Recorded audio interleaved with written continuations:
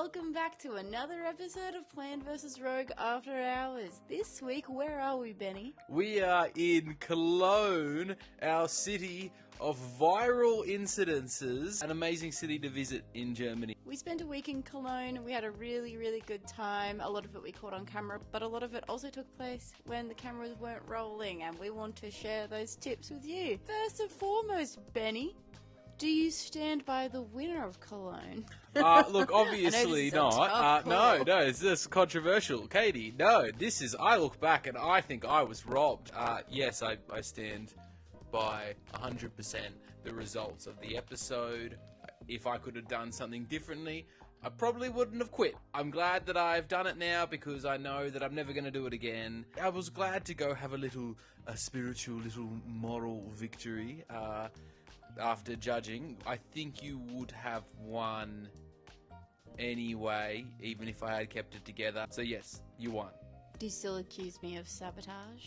No, I don't accuse you of sabotage, but it has led to the new rule now that if you think I'm going the wrong way on public transport, you just leave me to figure it out myself. Yes, and I look forward to seeing how that role plays out potentially in future episodes and where we might end up as a result.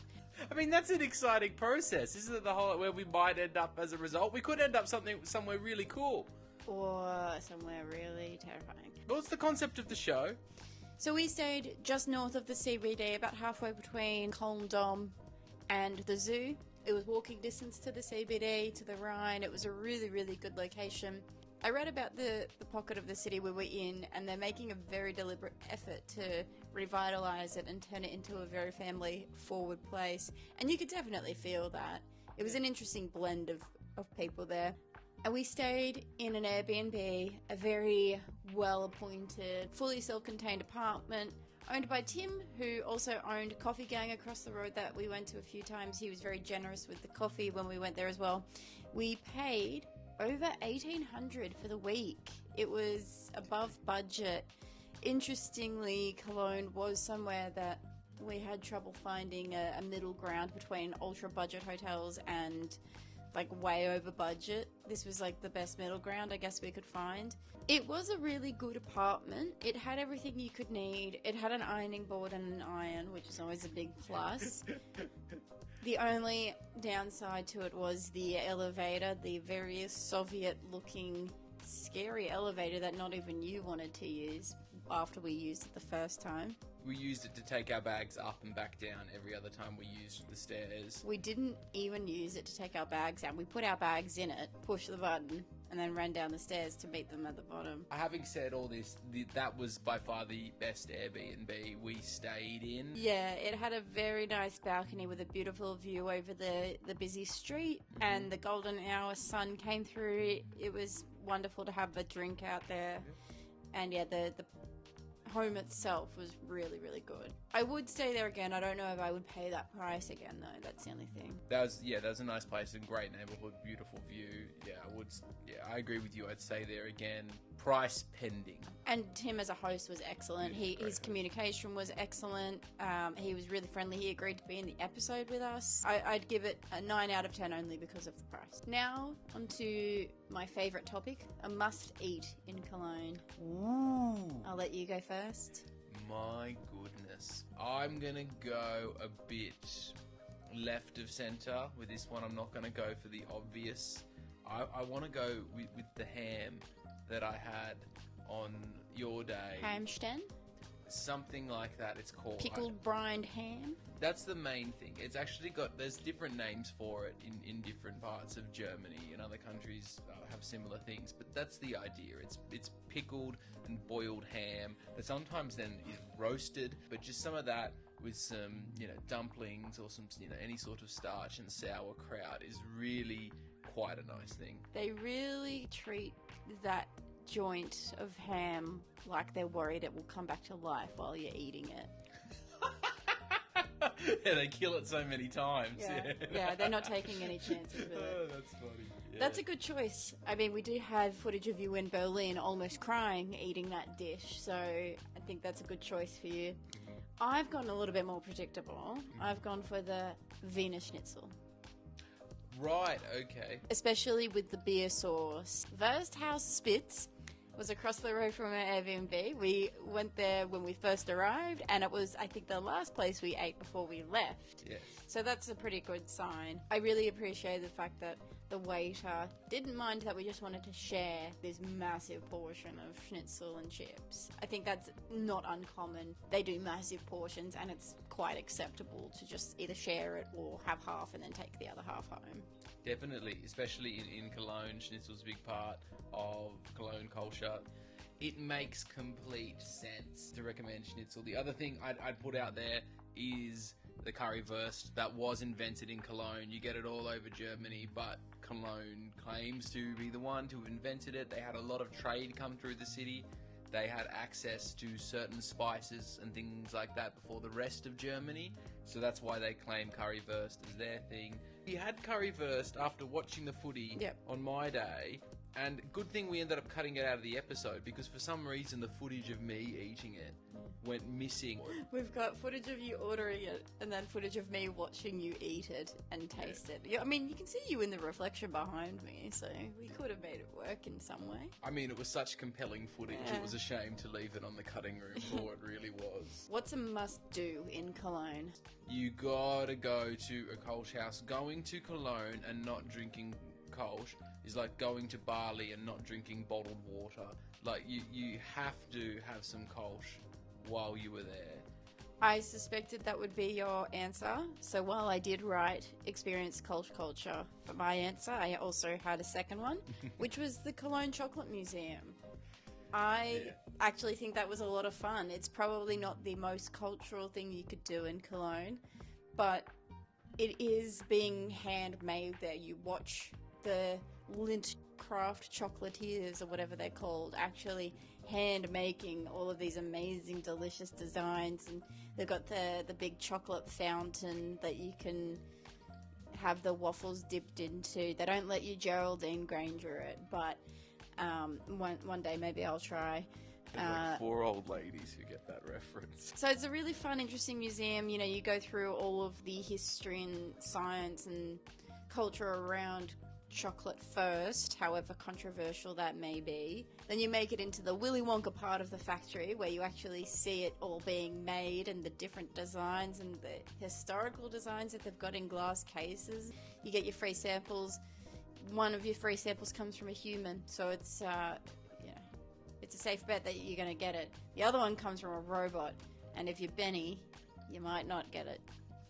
I don't know why we keep bringing this up. It was just a thing I don't even think about anyway, so it's fine. In the episode, we really focus in the Willy Wonka room, but there was so much more to it. There was that whole section about where chocolate was sourced, the rainforest where they've actually successfully grown cocoa beans, which is crazy because they thought that would never happen with their sort of sea level altitude.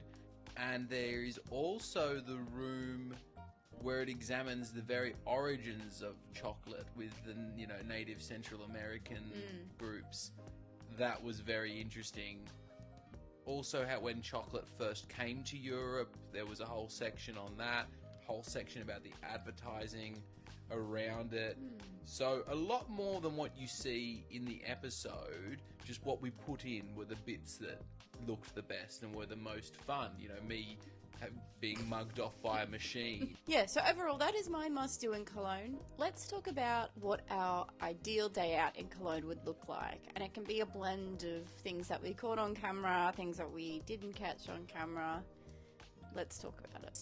So I would start off at Coffee Gang, because it's one of the only places in Europe that we've been to where it's like you can get a cold brew, you can get a batch. Like, it was a bit of a flavour from home in Germany.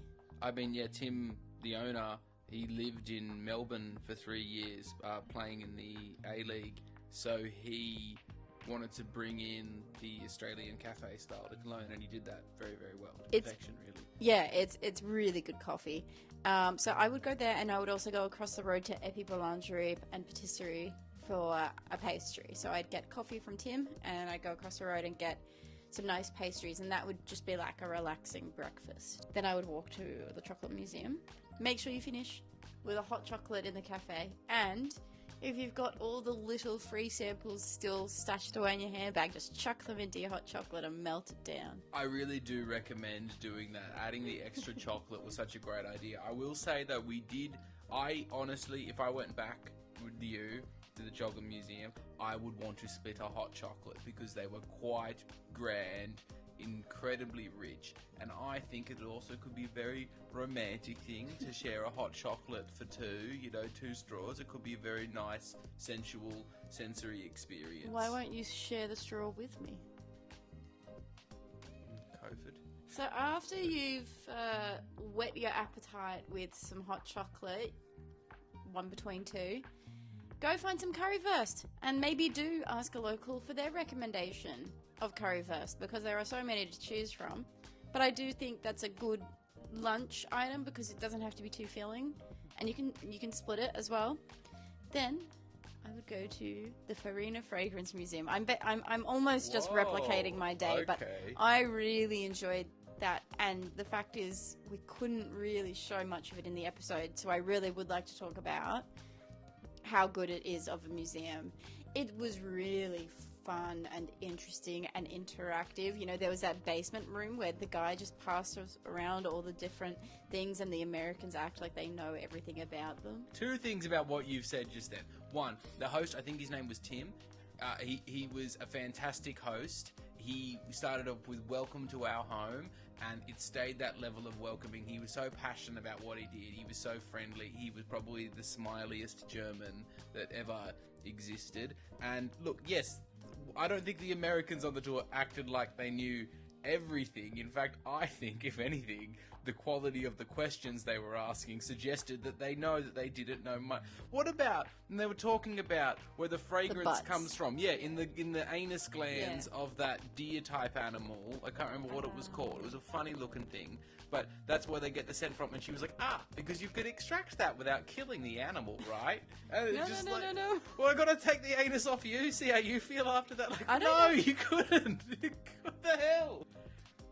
You know, when you go on a guided tour, especially in a small group and it's interactive, you're always going to have participants who are, the mature age students of the group who answer the questions and ask the questions and, Mature age students. Yeah, everyone knows what that means. So, yeah, I would do Farina Fragrance Museum, and then I would just go for a walk along the Rhine, and I would finish with dinner at either Köln or Peter's or Fruit. Probably Fruit, because that was kind of the most fun, authentic feeling kolsch experience. It didn't feel as touristy as some of the ones that we went to on my day, but it also didn't feel as scary as Pafkin. We didn't go to Fruit during the episode, but it is a very prized, very tourist-friendly as well, kolsch place. What do you remember about it? I remember it had this beautiful outdoor courtyard that was amazing on a summer day. We were there during summer, so it was packed out. We sat inside, which is fine, because we were just there to get some notches going on our coaster, and that's where I tried the Köln caviar. It's black pudding, basically. Yeah, it's smoked black pudding, so it's not fried, but it's not raw either, but it's cold. It feels raw, but it's not. It was a lot for me to polish off on my own, because you ate a little bit. It's not a single serve, but it's not really clear on the menu if it's meant to be shared or not. It looks intimidating. I think the food that is kolsch adjacent is really just great food, whether it's a main or a little snack to have on the side. The little things that are meant to be there, such as Haferhahn, that deconstructed cheese sandwich. I mean, it sounds like the wankiest thing in the world, but it's amazing. Those little things that you're meant to have bites of in between kolsch, I think are really good. My actual main memory of Fruit was getting the single meatball.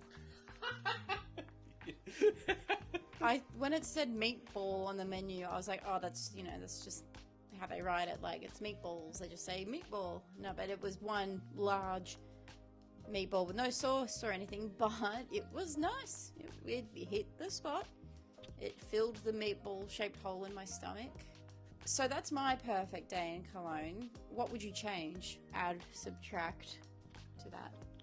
I could definitely see myself, starting at Coffee Gang, getting a pastry, going to the Chocolate Museum. I would then want to go for a big walk down the Rhine. The Rhine is just so beautiful, and just as there was when Cologne was founded, there's just so much action happening around it. It's a popular place for people doing the river tours because they could go up to Dusseldorf after this, or so many other beautiful towns on the Rhine. You can really take it slow doing that. So I would definitely just go for a walk along the Rhine, cross a bridge. You can head up to the top of the Köln Triangle like we did, get a beautiful view of the city that could be good for the first frame of your episode. I wouldn't wait to start kolsch shopping, really. I would definitely go to Fru or Köln Dom. I would also go to Wursthaus Spitz. Really, I would probably end the night with a currywurst. I think it's a nice, good end of the night, but it's the stop between pub and home should be currywurst. I agree. The only reason I thought it'd be better for lunch is just because I know I'm going to eat a really heavy dinner at a Brauhaus, and I don't know if I'm going to be wanting a feed later on, but plenty of people would.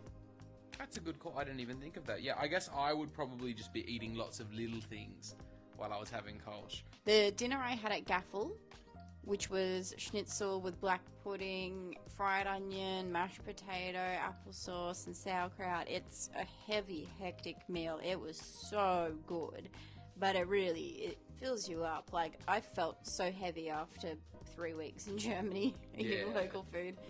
Also, one thing I would add to my day, going through the walk through town, I would make sure to see the Dick statue along the way. Local of the week. Woo! I think there's a couple of contenders. Mm-hmm. Who would you pick? Look, I'm tempted to pick the Wunderbar lady. I gotta go with Tim, though. He, I think, even though in the episode you only really see him set me up to fail by sending me to Pafkin, but he was such a great guy the whole time we were there, and I pick him for that reason. What about you? I pick our friend, Mr. Wunderbar. No, that dickhead! He got us millions of views, hundreds of thousands of likes, tens of thousands of comments. Yeah, okay. I mean... He got us in a German newspaper. I mean, beat that. So you pick the Wunderbar guy? Yeah, I pick him for the benefits he gave us after the fact. Day of, would never pick him. But he gave us a viral moment. If you haven't seen it, go watch it now.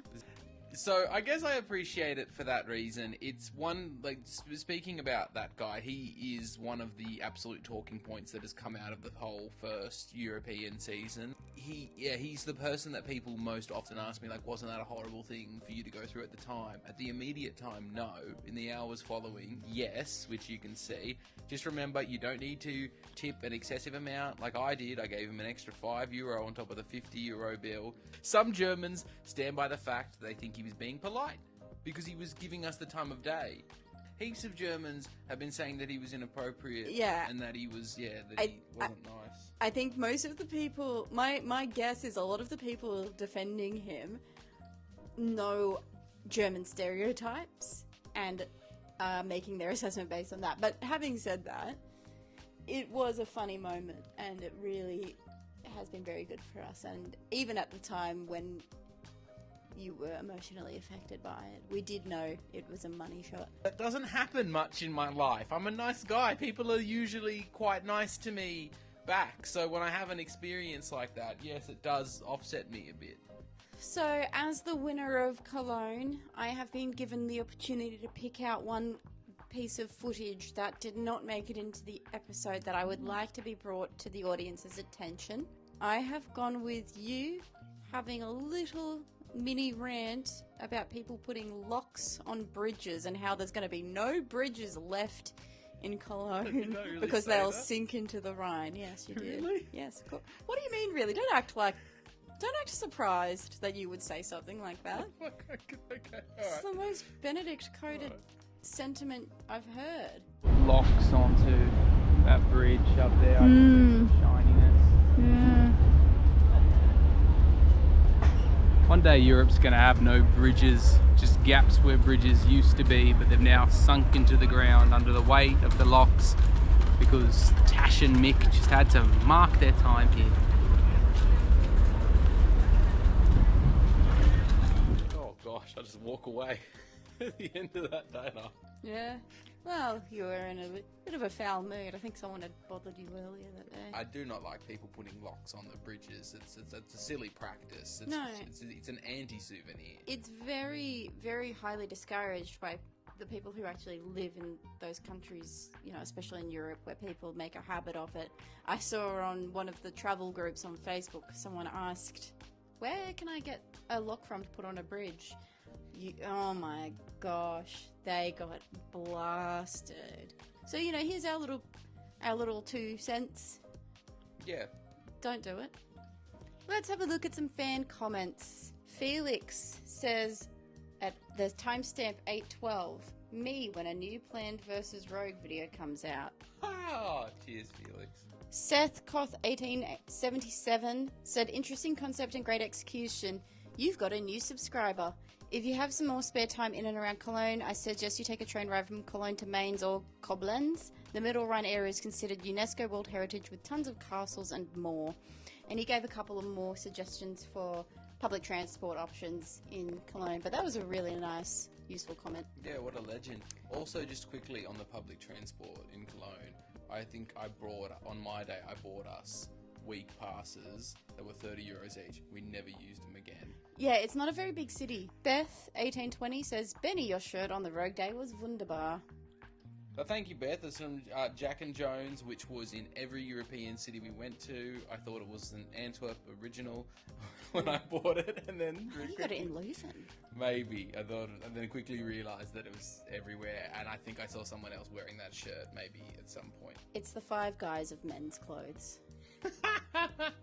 Wolfgang says, amazing, wunderbar, user wunderbar. Me being German, I have to say the waiter was very unpolite. Probably he was overworked. I love yous being so kind and wunderbar. It's a great word. One more time, wunderbar.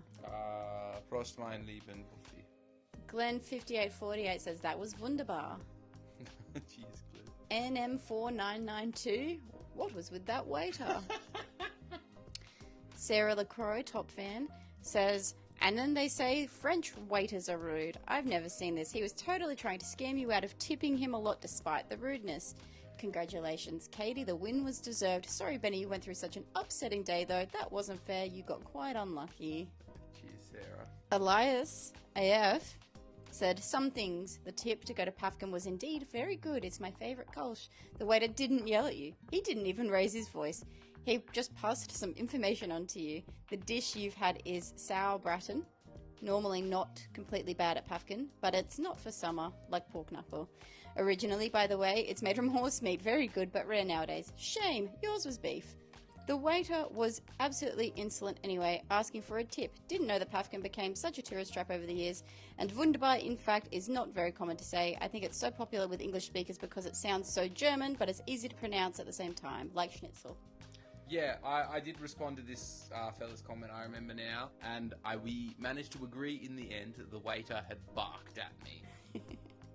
Oof, oof, oof. So that'll do us for Cologne After Hours. Thank you so much for tuning in. Let us know what you thought of the angry or not angry kolsch waiter. Thank you for watching. Really appreciate it. And let us know what you'd like to see us cover for the next After Hours, because we always want to talk about the places you want to hear about. 1 episode left of Planned vs. Rogue Season 1 in Europe. Guess where we're going? Let us know in the comments. We'll see you soon. Big cheers. Big cheers. Bye. Bye.